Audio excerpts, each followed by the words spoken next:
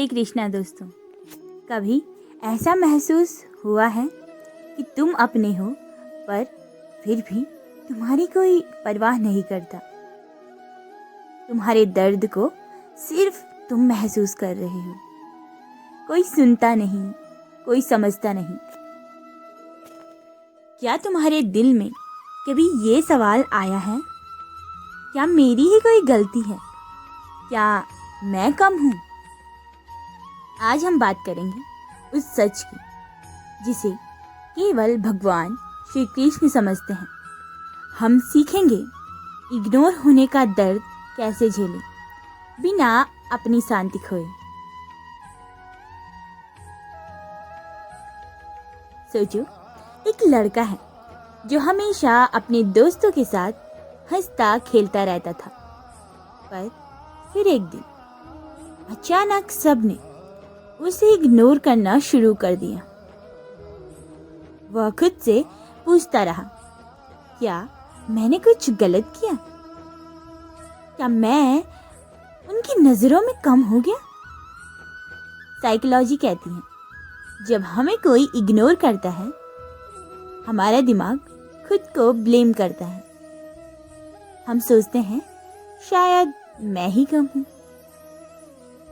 एक ऑफिस की कहानी। एक कर्मचारी दिन रात मेहनत करता है, पर बॉस या सहकर्मी उसकी मेहनत को नहीं देखते और वो खुद को छोटा समझने लगता है। दोस्तों, ये अनुभव हम सब ने किए हैं। दर्द है, लेकिन इसका समाधान भी है। महाभारत में अर्जुन भी ऐसे ही महसूस करते हैं। तब भगवान श्री कृष्ण ने कहा, दोस्तों और अपनों के बीच जो उलझन और मन में शक है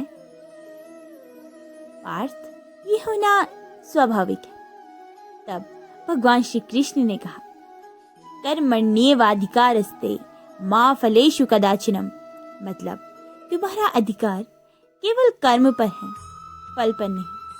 अगर तुम्हें इग्नोर किया जा रहा है इसका मतलब यह नहीं कि तुम कम हो गए। तुम्हारा कर्म श्रेष्ठ है, फल तुम्हारे नियंत्रण में ही नहीं। भगवान श्री कृष्ण का दृष्टिकोण है कि अपनी शांति और धैर्य को बनाए रखिए। दुनिया की हर इग्नोर और इंसल्ट को अपने अंदर मत आने दो। वेदांत कहता है, मैं ब्रह्मा हूं, मेरा मूल, मेरी पहचान कोई इग्नोर नहीं कर सकता। जब तुम ये समझ जाओगे, इग्नोर होने का दर्द तुम्हारा नियंत्रण खोने नहीं देगा, बल्कि तुम्हें और मजबूत बनाएगा। देखिए, हर किसी की टेंडेंसी होती है कि अगर आप अच्छा कार्य कर रहे हैं तो वे आपकी वैल्यू नहीं करेंगे जब तक कि आप सक्सेसफुल ना हो जाओ। उस कार्य को करते समय आपकी जो मनोस्थिति होती है उसको बनाए रखना और धैर्य के साथ काम करना सबसे बड़ा मार्ग है सक्सेस होने का। देखिए, इग्नोर होने पर हम अपनी वैल्यू को दूसरों के हाथों में दे देते हैं। भगवान श्री कृष्ण कहते हैं, असली शक्ति तो अपने अंदर है। अपने आप को समझो। दुनिया का रिएक्शन तुम्हारी शांति को डिफाइन नहीं करता। इस बात को याद रखिए। हर चीज अस्थायी है, दोस्ती हो, प्यार हो, अपनापन हो। हमने ये चीजें महसूस की हैं कि जब आपको सबकी सबसे ज्यादा जरूरत होती है ना, तब आपके साथ कोई खड़ा नहीं होता। इनफैक्ट आपके अपने आप को तुमसे बेहतर दिखाने का सोचते हैं और ये समझते हैं कि हम कैसे करके इनको डिमोरलाइज करें। ये चीज फैक्ट है। पूरी दुनिया ये जानती है कि हर चीज स्थायी है, लेकिन अस्थायी इन्हीं में छुपा है। दोस्ती, प्यार, अपनापन सब अस्थायी। जब तक आप उनके काम के हैं, उनके मतलब के हैं, तब तक सारी चीजें आपकी हैं। जैसे ही उनका मतलब खत्म, सारी चीजें अस्थायी हो जाती हैं, पर स्थायी है तुम्हारा अतीत, तुम्हारा अस्तित्व। ये अस्थायी नहीं, स्थायी है। ये तुम्हारे साथ चल रहा है और चलता जाएगा, इसमें कोई दोहराही नहीं। भगवान श्री कृष्ण कहते हैं, जो तुम्हारी वैल्यू नहीं समझता उसे समझाने में अपनी शक्ति मत गंवाओ। देखिए, अगर कोई आपकी वैल्यू नहीं करेगा तो उसको समझाने का कोई मतलब ही नहीं, क्योंकि वो फिर भी कभी आपकी वैल्यू नहीं समझेगा। अगर आपको अपनी वैल्यू करवानी है तो आपको भी उसको इग्नोर करना पड़ेगा, तभी लोग वैल्यू को समझ पाते हैं। साइकोलॉजी कहती है इमोशनल डिटैचमेंट तब शुरू होता है जब हम समझते हैं कि लोग हमारे दर्द का बोझ नहीं उठा सकते। अगर आज तुम इग्नोर हो रहे हो तो सिर्फ 3 कदम अपनाओ, इससे आपकी जिंदगी बदल जाएगी। देखिए, सबसे पहले 5 मिनट का ध्यान कीजिए। सुबह उठते ही 5 मिनट भगवान की भक्ति और अपने ध्यान अपने मन और अंतर्मन को दीजिए।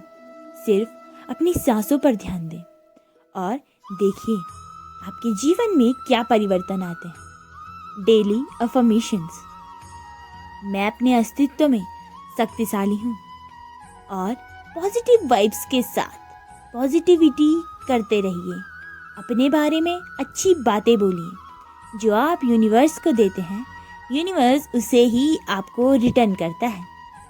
तीसरा है डिटैचमेंट।